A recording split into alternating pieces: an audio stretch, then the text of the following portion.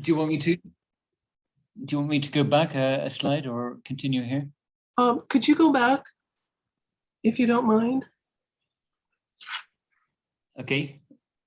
So summarize this one again. Please do. Okay, I should say it's just before 7. I'm probably going to go on until 10 past, but that will still leave time for questions. That's quite all right. Okay, good. So what I was saying is that in the 18th century, between Ladakh and Tibet, it was a peaceful period. Small wars with Baltistan, but small wars. 1834, everything changed. The fellow on the right, Gulab Singh, who was a Raja within the Sikh empire, he sent his general, Zorawar Singh, to invade Ladakh. Zorawar Singh subsequently invaded Tibet. He was defeated partly by the Tibetans, but mainly by the winter. The outcome was, first of all, a treaty with Tibet and Jammu that recognized that Ladakh was under Jammu. Later, it became part of Jammu and Kashmir, which was a princely state within British India. That and for Ladakh, that's decisive. It means Ladakh was arguably part of the Tibetan sphere. It means from now on, politically, it's part of South Asia. From a British point of view, the British wanted to have some kind of control over Kashmir. They didn't want to administer it directly. So the princely state was within British India, but was a kind of buffer state. And just to remind you, nearly a third of India was princely states. So then later in the 19th century, or in the course of the 19th century, the British got more worried about Russian expansionism. Here's the bear. In the 1860s and the 1870s, this fellow Yaqub Beg, he established an independent state briefly until 1877 in what is now Xinjiang. British started getting excited, nervous about Russian expansionism, also interested in the possibility of trade. They wanted to sell tea to Xinjiang. And therefore, here's another point. From the 1860s, 1870s, every year, a British official called the British Joint Commissioner would come to Ladakh every year to jointly supervise the trade route between Xinjiang, Turkestan, and India. Here is the Joint Commissioner arriving in 1910 wearing a solar topi, on horseback, being welcomed by local bystanders. On the top of this roof, you can see monks banging drums and blowing trumpets. So this is British physical influence in Ladakh, but only for the summer months. Meanwhile, what else was going on? If you had been in Ladakh in the early 1900s, you might have met this fellow. He's Indian, he's a settlement babu. What that means is that he's trained in land survey, and he'll be making maps like the one on the right, a map of a Ladakhi village, using the administrative language, which is Urdu.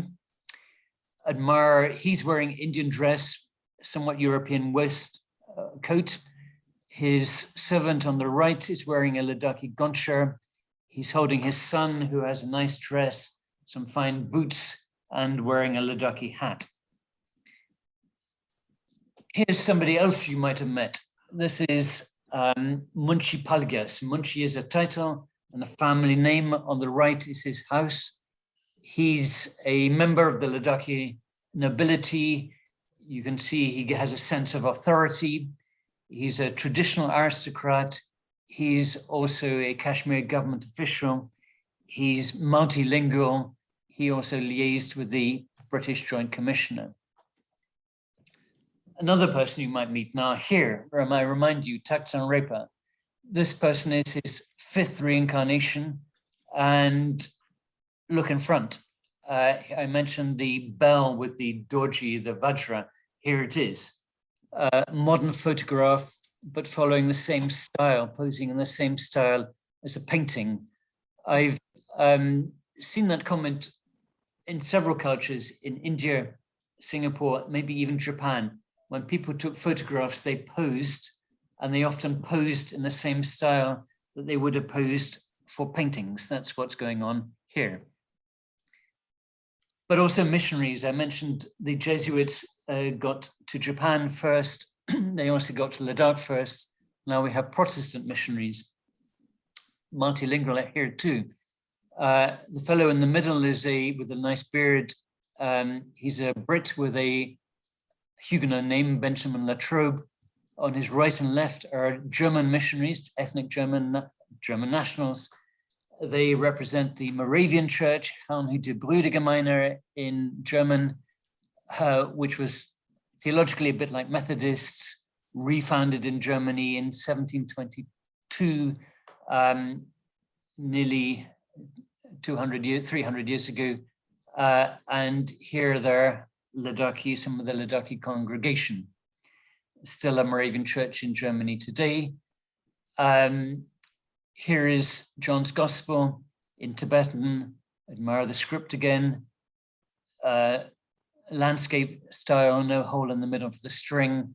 Printed font, movable font, developed in Berlin in the 1880s. And other social changes is I think the first postcard of Ladakh, but posted in Germany. It's advertising the mission, showing the school. I can speak about schools in a minute. On the right, this is also from a Moravian publication. It's a bit faint, but it's a postman. I wanted to display the postman, look at his uniform, his turban, smart dress with a nice belt buckle, brave man carrying post even in winter across the Sujula, not all winter, but over snow. And here, again, to show how Ladakh was connected, here are some Ladakhi trade items.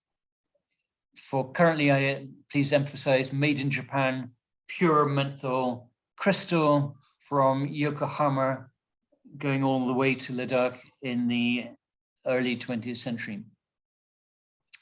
So now, this is compressed view of life since 1947, hold tight. 1947 was the year of independence. Many people, even now, don't talk about independence, they talk about partition, division between India and Pakistan. Kashmir was partitioned, Ladakh also was partitioned from Baltistan. War in 1948 reached Ladakh. Leh was nearly captured, Leh, the leading town, was nearly captured by the Pakistanis, but the Indians, the Ladakhis, built an airfield and they were relieved by Dakotas. Here's a Dakota from 1948 carrying Gurkha troops, beat back by the Pakistanis. So Leh had an airfield before it had motor roads. It does have motor roads, expanding in fact every year. First connection only in the 60s though. And education, so here's an archival picture showing me. In 1980, I can hardly believe I was quite so thin, but here I am. The children are playing a wheelbarrow obstacle race. Moving swiftly on, here's the mosque as it looked 5 years ago. That mosque has actually been knocked down again, and they have yet another version looking more Central Asian. This is part of the beautification of Leh. And Bollywood has come to Ladakh, specifically the Pangong Lake, and because of Bollywood, every year tens of thousands of Indian tourists, not Western tourists. Climate change is also coming. This is the impact of a rather disastrous flood. It's not just water, it's mud flow. A couple of hundred people died after a so-called cloudburst. And then finally, not quite finally, we have a border dispute. I mentioned the border from 1684, but it was never demarcated. There is an ongoing border dispute with China. Here are the Indian troops. It says at the bottom, 50,000 military boots on the ground. I think it means 2 boots each. So 50,000 people and therefore 100,000 boots in Pakistan, also looking at the Pakistani line of control. Meanwhile, there is a assertion of Ladakhi pride. This is 2 years ago. It's a statue of Sengi Namgyal by a Ladakhi sculptor, a Ladakhi artist, but not quite in Ladakhi style. I don't think it's a hybrid style. Culturally, things are going on. Here's our Ladakh Studies Association meeting in Kargil, second town of Ladakh. Here are my Kargil friends, one of them wearing one of these woolen hats, two of them wearing a woolen hat.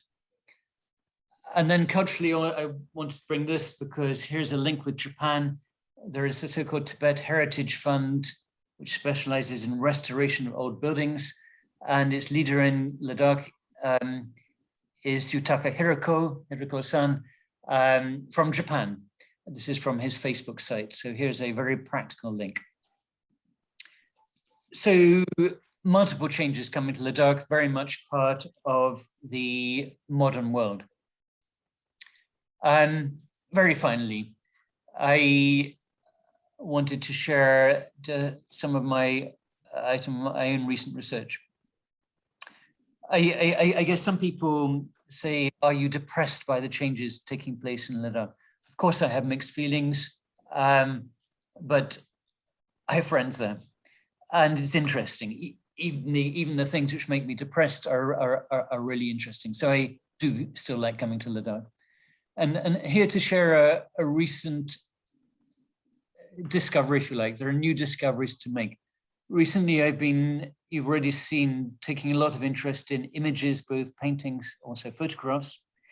This is an image from 1921, taken by a British official in Lhasa. And it shows the head of the Ladakhi mission, the 3-year mission in Lhasa. In the middle of this football picture is the leader of the mission. He's wearing a spectacular hat. Again, that hat seems to be associated with Sengi Namgyal. Note also the robe that he's wearing. It's a very ornate brocade robe. As part of my research, I showed it to a lady in her 90s in 2009, grandmother of a friend of mine, Abi Sunkil. I showed her the picture and she was very excited. She said, I know that person. And I wrote down where he came from, but then I lost my notes. And meanwhile, the lady passed away. So I was trying to make up for lost ground, checking who this man is. And in fact, I found out his name, Dawa Shah. But I wanted to make quite sure. So I showed it to another old lady, not quite so old, his granddaughter, whose name was Shema Pal. And indeed, she confirmed it was her grandfather, and the boy to his left, to our left, his right, is probably her father. And she also, again, highlighted the robe. Apparently, when he came back to Ladakh, he kept it, and it was probably made in Lhasa, and he turned it into a woman's cloak. And here it is. She produced it from her store, and here it is on a table. You can see the photograph. I left the photograph. And here's a picture of how the robe was knitted together, not perfectly, but you can still see it's a very valuable item, and you can see why it's a valuable item. So I just thought that I would share that as a conclusion. It's a sort of nice example of present and past coming together. And I guess my final point, my own picture of the Pangong Lake, so much more to find out, which is why Ladakh is still an exciting place.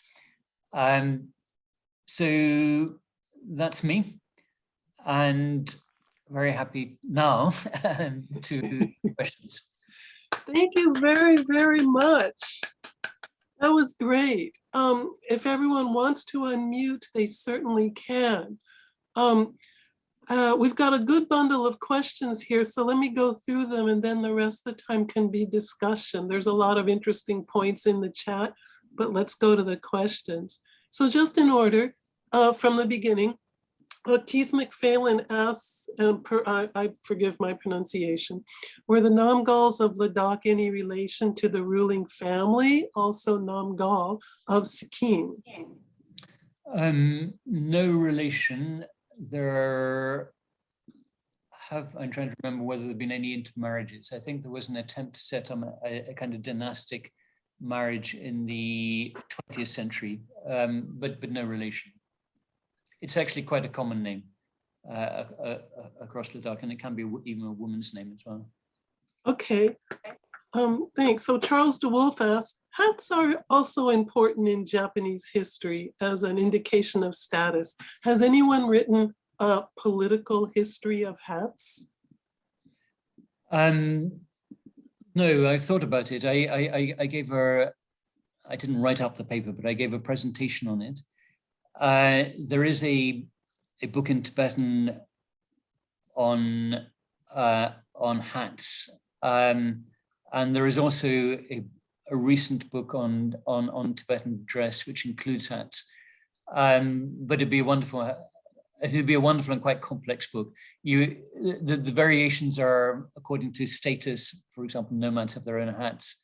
The different status of monks, different orders, but also different status within the monks have their own hats. So yeah, you could have great fun with that, and maybe some future ambition to do that. Okay, those were amazing hats. Let's see, Ian Ruxton asks, I've recently been down near Ladakh in my Sato studies. Was Ladakh also under British control at any point? So indirect control. So I'm always rather careful how I phrase this. So Kashmir wasn't independent. It was tried to be somewhat independent, but from 1889, it was under the pretty well direct control of a resident. And even before that, on internal matters, the Maharaja had to listen to what the Brits said. When the British Joint Commission, he was specifically supposed to be controlling trade, but that doesn't stop him being influential on other things too. And for example, that survey, there was the survey in Kashmir, the whole of Kashmir, it was done under British advice, rather more than advice. The people who conducted the survey were probably Punjabis, but there was still a Brit who signed off.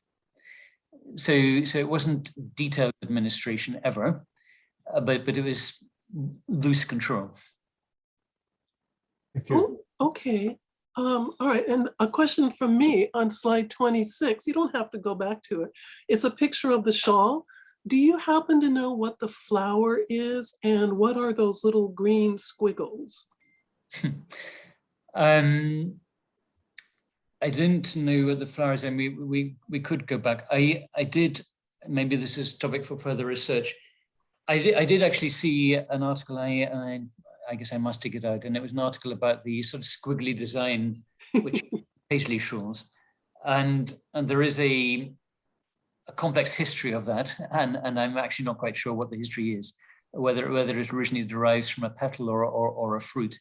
I guess that's another story, a little bit like hats. Somebody has written about this, but I don't know the answer. Okay.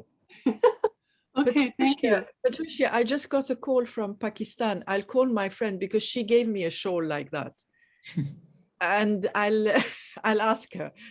I said I'll call you back, so I'll let you know. I'll send you an email. Okay. Okay, thanks. We'll include scholarship. Yeah, we can include that in the report that comes out in a couple days. That would be Patricia, great. I think it's possible that they were chrysanthemums, those flowers. That's what they look like to me. Right. Yeah, I'm not sure about chrysanthemums. Of course, we associate chrysanthemums with Japan. I haven't actually seen them in India that I can think of. Okay. Anyway, Well, we'll see what we can dig up. It's really interesting how these symbols go right across Asia. For example, there is the rectangular, do I draw it like drawing kanji, around Tibetan carpets. That's ultimately a European Roman pattern which spread right across Central Asia to Tibetan carpets.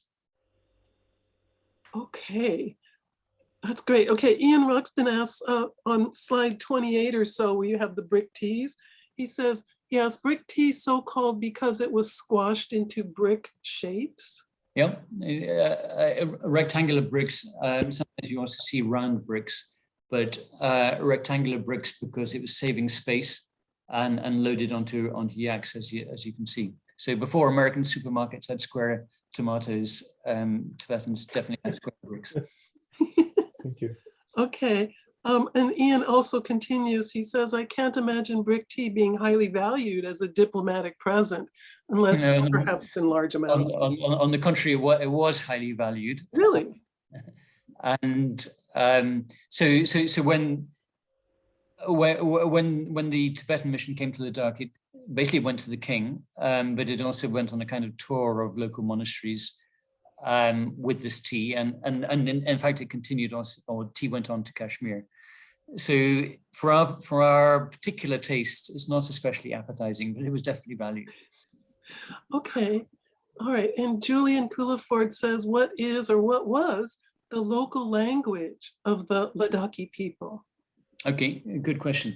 So the local language is a Tibetan language. I have to use the word carefully. It derives, many Ladakhis will say that it comes from Lhasa Tibetan. It doesn't come from Lhasa Tibetan. It comes from, it's like a cousin of Lhasa Tibetan. The written language historically has been literary Tibetan. And so easy shorthand, it's like Swiss Germans who speak their own variety of German, but historically have written Hochdeutsch, or it's also a little bit like Italians who speak Italian and now write Italian. Some of them in the past might have written in Latin as well. It's that sort of an analogy. Nowadays, they still speak Ladakhi. Not that many people write Ladakhi because it's quite difficult.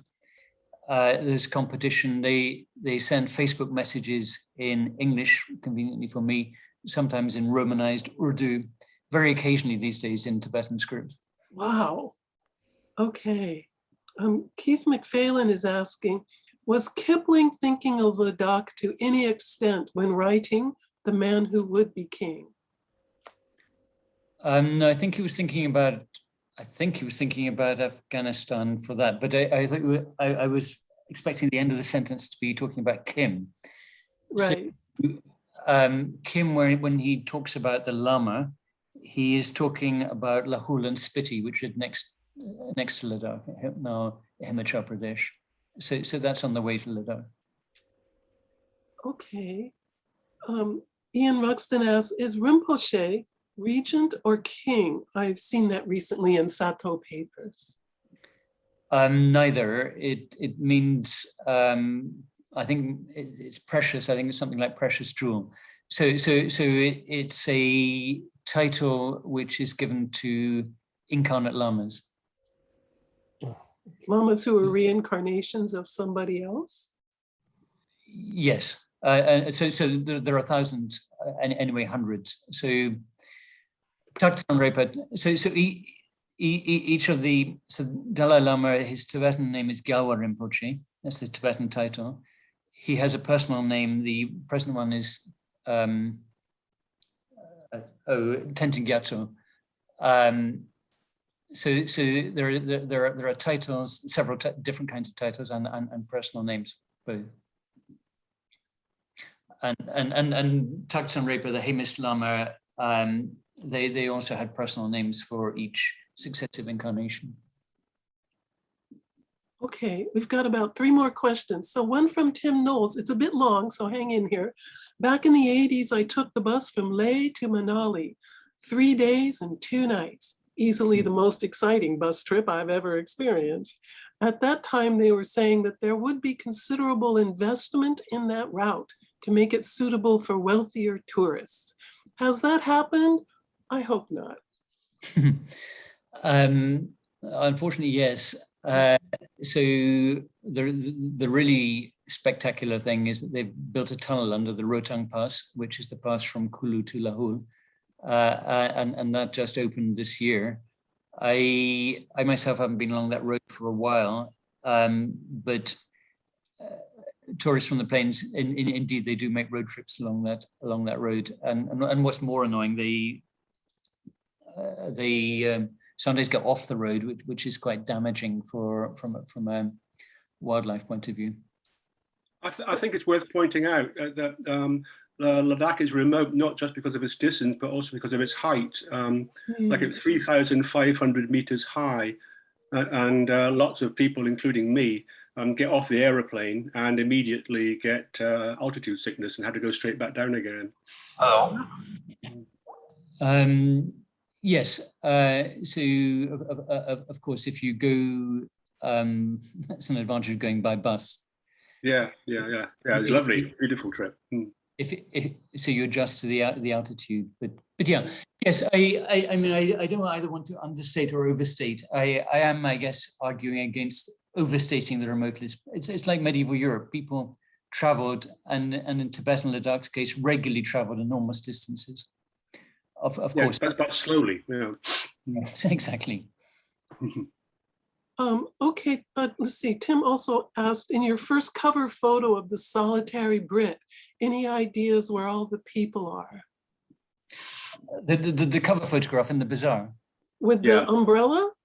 Yeah, it's a good question. So they're in their houses. The accompanying, there is a travelogue.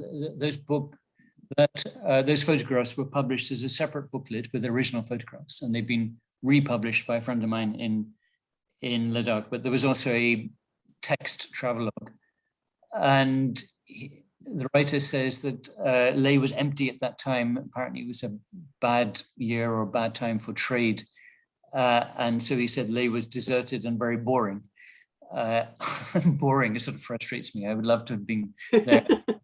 But there was no hustle and bustle as of a Central Asian trademark. And even though there's a point to that, Leh has always been seasonal. So the trading season starting in May, closing down in September, October, even now that applies to a degree, of course, because of the tourist season. But for quite different reasons, and there's more hustle and bustle now all year round. I was just wondering whether or not they'd all been cleared off for the photograph. No, nothing. I mean, in fact, there are people. I can show it again. There are. It looks like 3 children in the distance. I mean, another thing. You remember, for taking those photographs, it was a major operation, and you still. So there are some shadows where people are moving around. It's interesting. Okay, Mike Galbraith asks, it's a little dense here. Where did Francis' young husband meet Gorbchevsky and chat about the great game? Was it in Ladakh? No, not in Ladakh. It was in the Pamirs, which were further west, and closer to Russia. I don't think young husband ever went to Ladakh, but he was resident of Kashmir as a kind of sinecure after the Tibet expedition. So he had an interest in Ladakh. Okay, there's still 3 questions left. So Ian Ruxton says, how has Ladakh been affected by the pandemic? Badly. So again, here's an interesting point about Ladakh's connections. When the pandemic started, there were a whole lot of Ladakhis stuck in Iran. Why Iran? Because they were Shia Muslims on a pilgrimage. Oh no. Actually, they were stuck for several weeks and months. Some of them thought Iran was a better place to be than India at that time, when they may have been right. Most of them have now come back. So India has been through various waves. There was another wave, as you will have read, in May, June.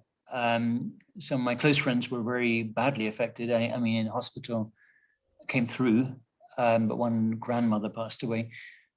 Now the tourists are back, the Indian tourists.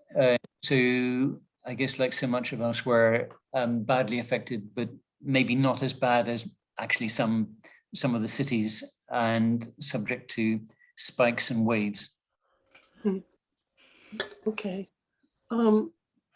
Mike Galbraith asks, and I think he's serious, how do we get a visa to go there? Just an ordinary Indian visa. Probably, I actually don't think it matters anymore. I used to avoid saying, putting Ladakh on the visa in case some obnoxious official said it was a sensitive border area. But they try so hard to advertise it that I don't think that even matters anymore. Okay. You can do it online as well now, which is much easier than it used to be.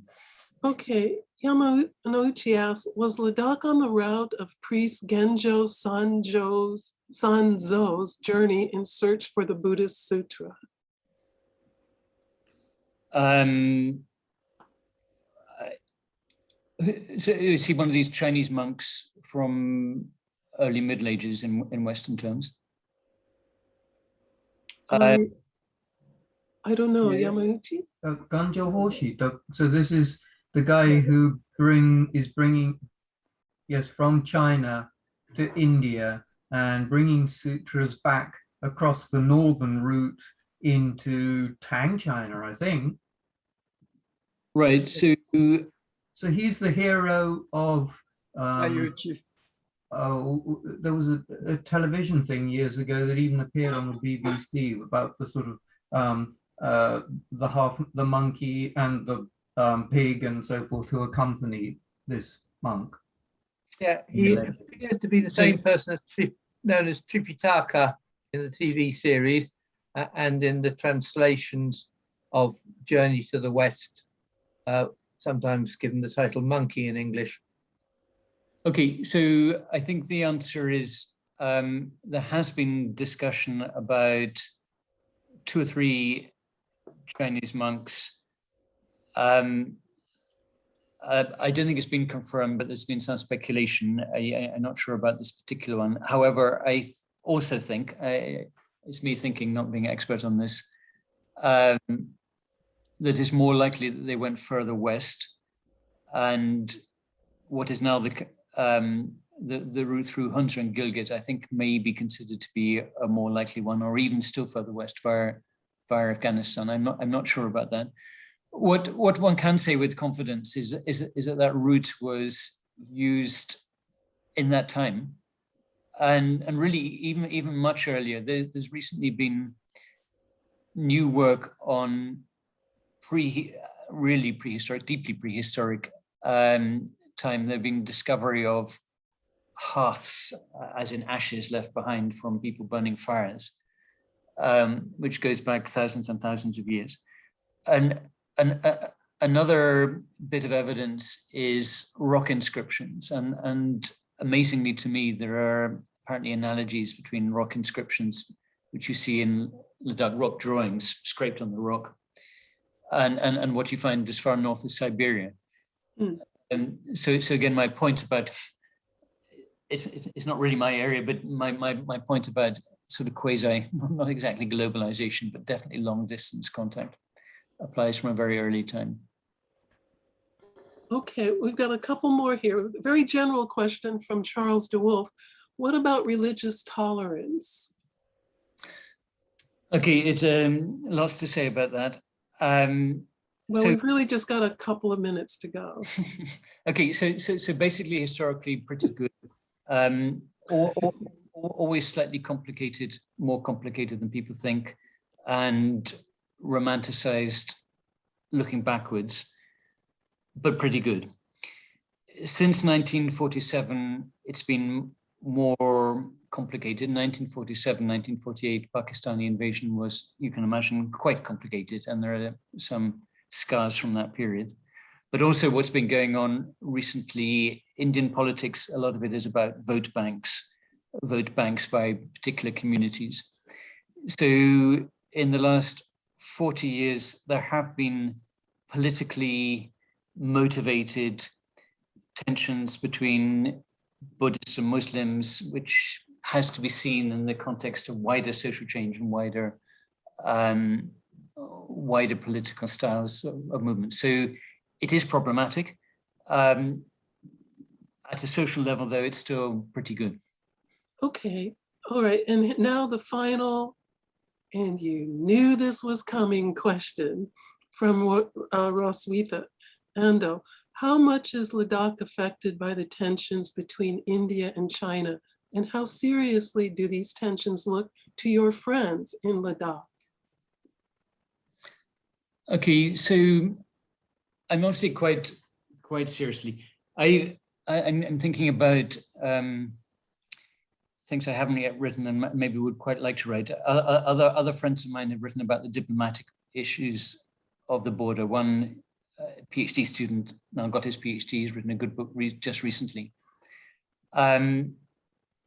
There was a review of his book which was saying that somebody should write more about the social connections, and I thought, maybe that's good, because that's what I wanted to do sometime, maybe.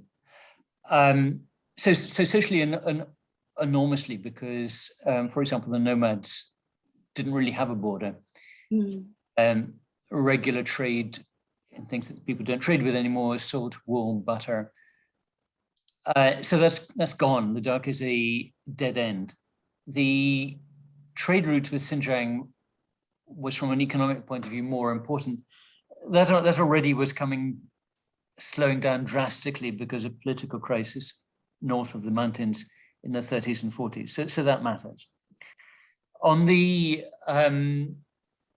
fighting on the borders, the Kargil War mattered most. Kargil War, 1999, last century, because Kargil, the second town, it's more or less within sight of Pakistan-controlled territory. So and there were people being killed. So that was much more immediate. I don't think they're Chinese saber rattling. Of course, it's a kind of nagging anxiety in the background, but the Galwan Valley, which is where these skirmishes took place last year, it's a long way away. But the other thing is all these boots in the ground. So it's a security question, and I take care not to ask, but that India Today article said 50,000 boots or 25,000 pair of boots. The military presence is very visible. That has social impact, it has environmental impact, but it also brings jobs for people. So thinking about impacts of change, it's very easy to say tourism, and that's real. But for me, the impact of the military presence, good, bad, mixed, is right up there with tourism. It's a significant social change in the last few decades. Okay, all right. So with that, let's thank you, John, for that incredibly diverse presentation about an area we don't know much about. Thank you. Okay, you're welcome. Now you know something. Yes, really well done. I'm going to stop the recording now.